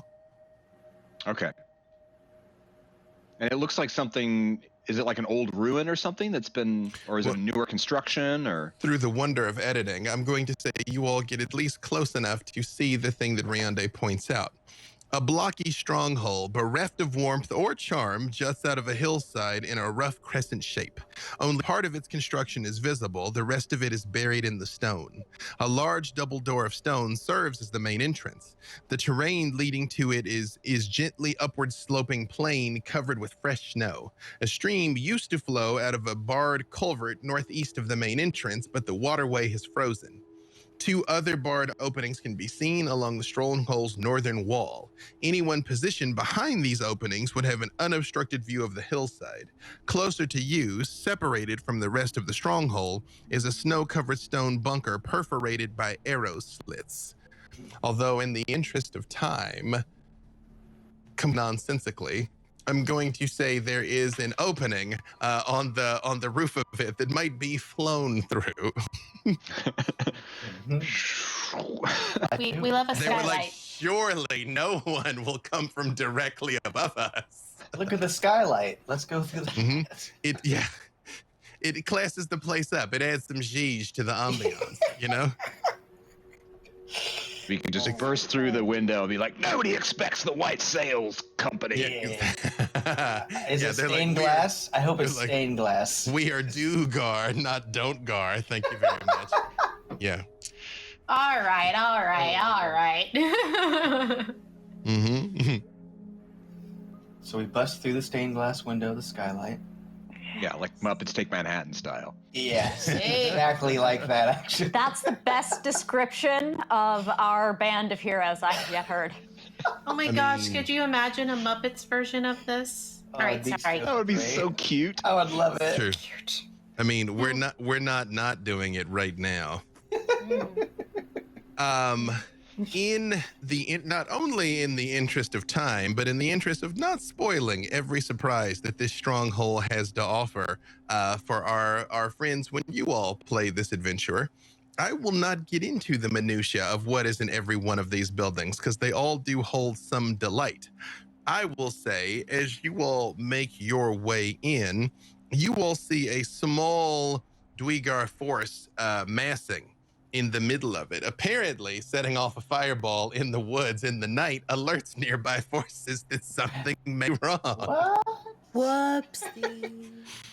I mean, I'm not going to say I told you so, but I told you so. we did tell them that we are very good at subtle. And now they're looking in the wrong direction. Distraction. A valid tactic. We got this. Inside, you all see 3 other Dweegar, similar to the one that you battled in the forest, and a particularly large one. Not that he has magically enlarged himself yet. He's just big for a dwarf. Where most of them are 5'3", 5'5", he's actually pushing 6 foot, which is like huge for a dwarf. He's probably about 5 feet wide too. Yeah, exactly. No, yeah, he's like a perfect square. Yeah, he's like SpongeBob Rock Boy. Yeah. Mm-hmm. he is wearing what looks like scaled armor with heavy plates on his shoulders and carries a large, cruel pickaxe. He is wearing a helmet, but his bushy beard and hair still extends out from underneath it. He's got heavy armor across his like massive barrel chest, and he is wearing furry boots, or he's wearing iron plated leggings that has like fur juts out of both ends of them. You can see he is very much prepared for a long winter. And as you all make your way in through the skylight that exists because reasons, he just turns and looks up at you all and just says to you, "My father is more powerful than any of you filthy creatures could imagine. You don't understand the glory of it, the power found in the ice. None of you do. But you will learn soon enough when my father unleashes his terror upon 10 towns. Your doom soars on dragon wings." You forget yourself, sir. We're god killers. Who's your father? He's like, "Who's your mama?" Who is your daddy and what does he do?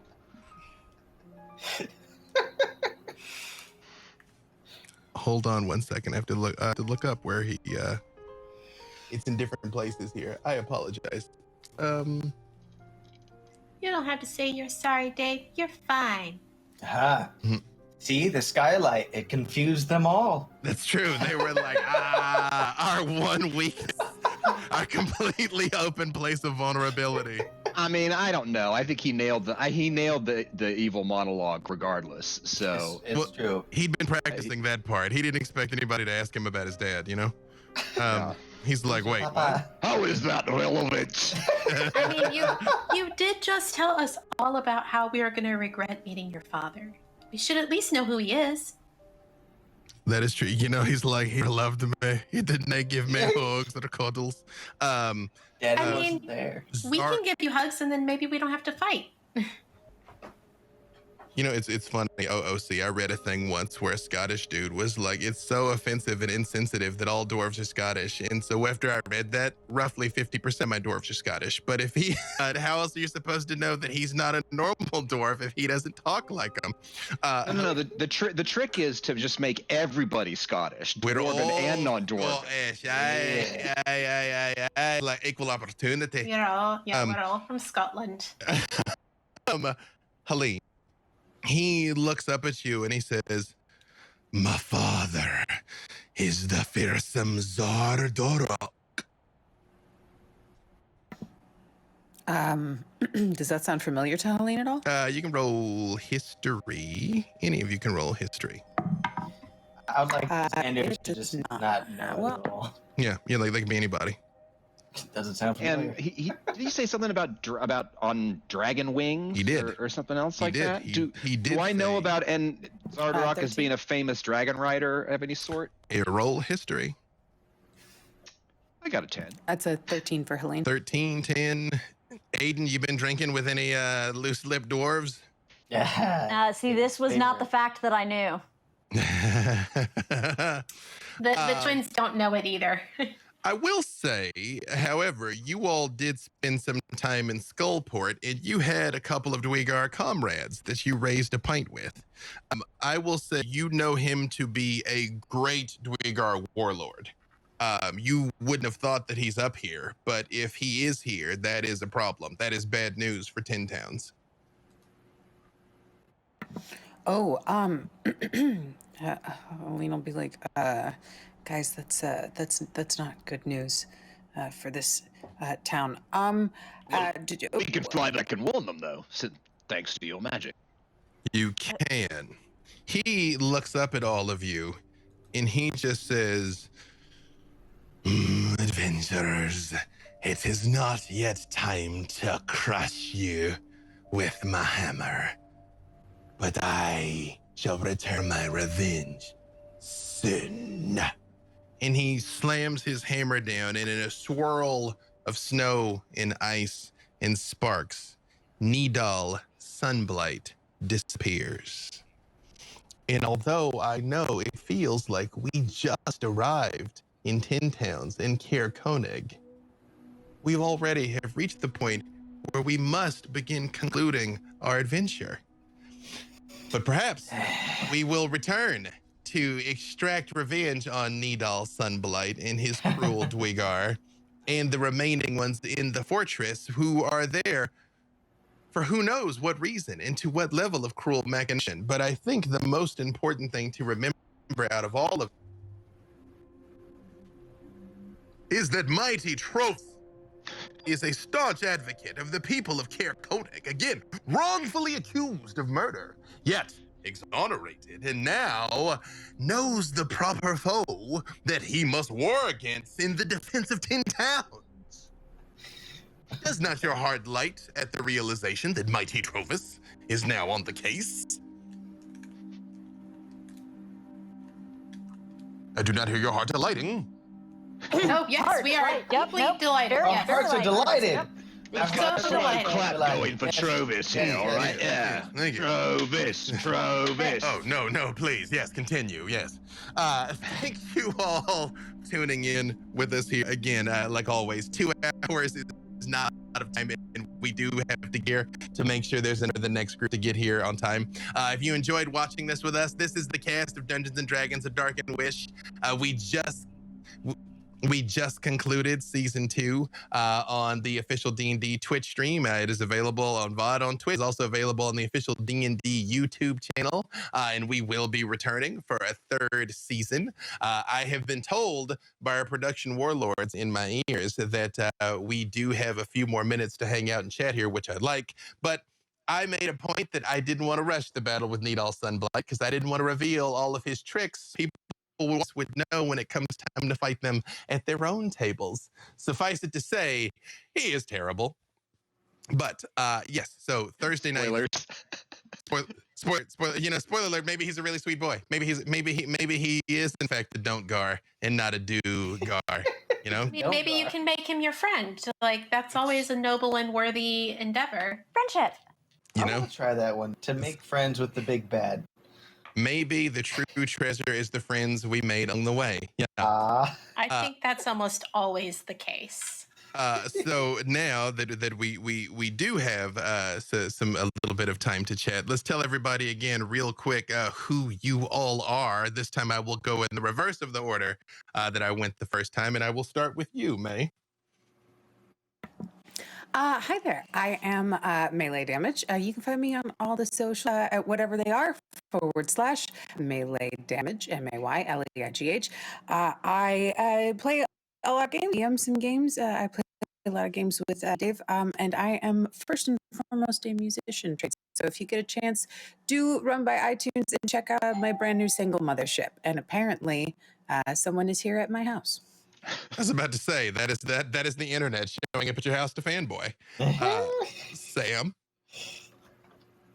Okay, I'm Sam DeLeve. When I am not swashing and buckling as Aiden, you can find me doing both throughout the Twitternet and internet void at Tchaikovsky, ChaiKovsky. I am a role-playing performer and personal streamer throughout the Twitternet. My schedule for that is available on twitch.tv/Delevely, DELEVELY. And D'Artagnan. Hello, I'm D'Artagnan Mataliano.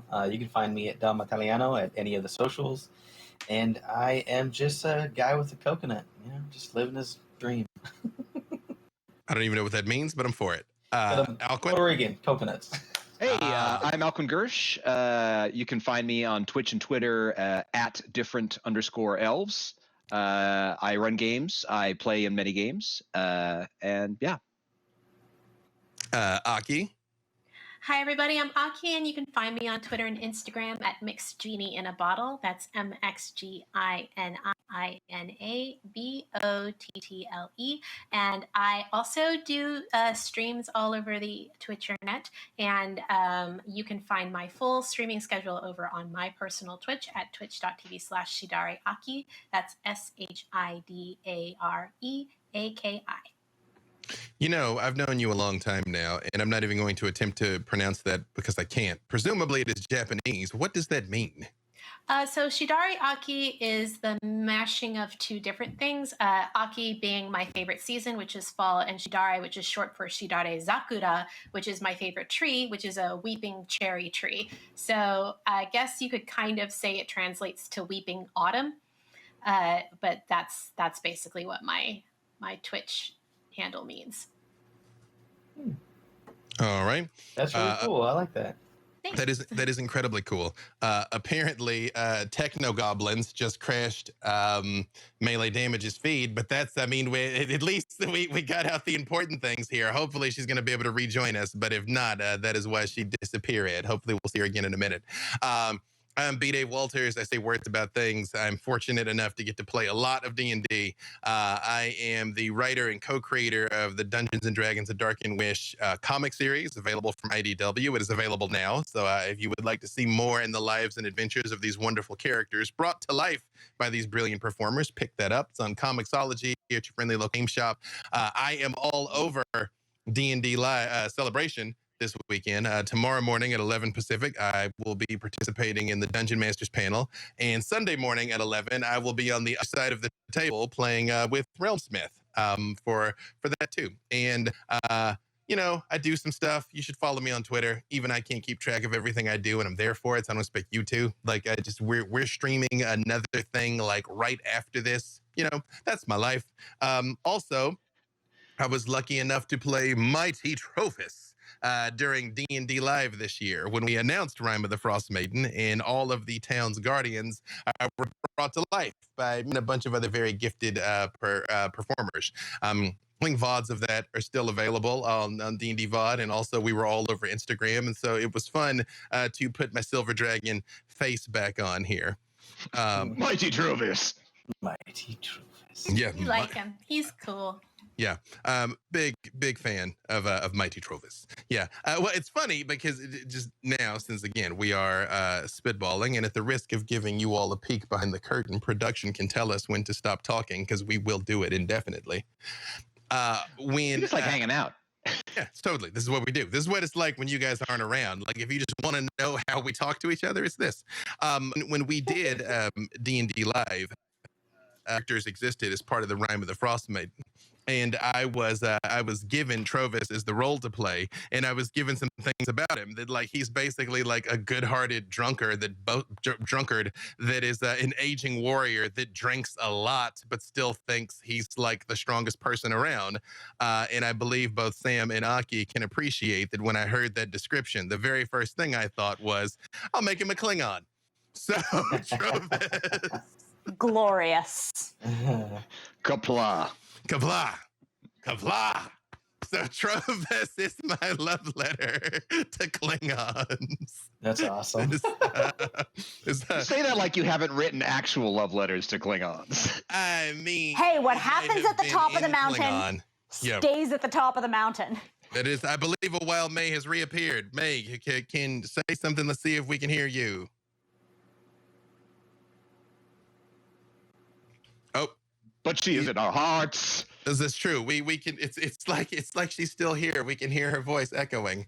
I don't know if you were hardware muted. Again, I'm glad we got to say your thing. However, I can remorselessly hype her stuff now that she's incapable of pshawing me. She does have a new single out right now called Mothership that is available everywhere that you get your musics, or you can also find it on her profile on Twitter. It is a beautiful, wonderful thing.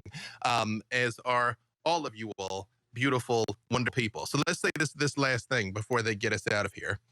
Tell us as quickly as possible what Dungeons and Dragons means to you. And I will go in the reverse order because we do only have a couple of more minutes. But the point of this is we're celebrating Dungeons and Dragons. So Aki. I mean, this is a really cool opportunity for me to play with people I don't actually get to play with all that often. I really like playing with the Uncommon Trust, and it's been really, really fun to spend all this time with you. It's the pleasure is all ours, Mix Aki. Alcuin. I mean, right now, D&D is one of the few social outlets I have. I mean, besides going to the store or anything like that, this is the only human contact of any sort that I'm getting. So thank you. You are saving my life every day, Dungeons and Dragons, with letting me hang out with my friends and people I care about. So thank you. And D'Artagnan. Oh, hello. Man, D&D is, yeah, it's my favorite form of escapism, to be honest. I constantly am like working on the worlds that I like to play in and with my own like little private group. And I really wish we get to play more often, to be honest, with all of you wonderful people. I love you guys to death. And it makes me so happy that I've got to do such a nerdy thing that I never thought I would ever do in my life with you fantastic people. We've been together for like, what is it now, 2 years or something? Like, it's crazy to me. Longer than my longest relationship. Yeah, but 2017. We've been doing the Uncommon Trust since 2017. Yeah. Oh my goodness. Way back to Theogony of Kairos. It's wild. Oh man, it's so crazy. I miss those love characters. you guys. I love you guys so much. Sam. D&D is my first system, and it's the one that we can always pull out wherever we are, and everybody pretty much knows, and we can throw together a game and sometimes actually be the dragons you want to see in Dungeons and or Dragons. It's the vector by which I met every single one of you in every single part of this nerd world. So that's rad. May is still experiencing technical difficulties, but she is actually writing her answer to me right now, so I'll be able to give it. So I will start in the meantime with mine. What D&D is to me is the ability to live your own mythology. You know, to tell your own legend. Like we sit around the campfires and talk about things Hercules did and Apollo did, and even more recently, Frodo and Sam and Aragorn and Gimli and Legolas. D&D is the chance for you to do those things, for you to fight those battles, for you to have those grand victories and crushing defeats. And I will say here, May said D&D means to her to spend time with your friends and family. Nothing brings people closer than fireballing dragons together, and there is nothing I can do to follow that up. So thank you all. Please stay tuned for the next thing, which they told me to say what it was, and production can tell me in my ear right now because I've super forgotten, because that was a bunch of hours and numbers and storytelling ago. Production overlords. Invisible Dragons is coming up next. So stick around for that. And again, we got some fantastic things all weekend. Like I said, catch me tomorrow at 11 Pacific and Sunday 11 Pacific. And until then, may all your crits. Thank you all. Bye.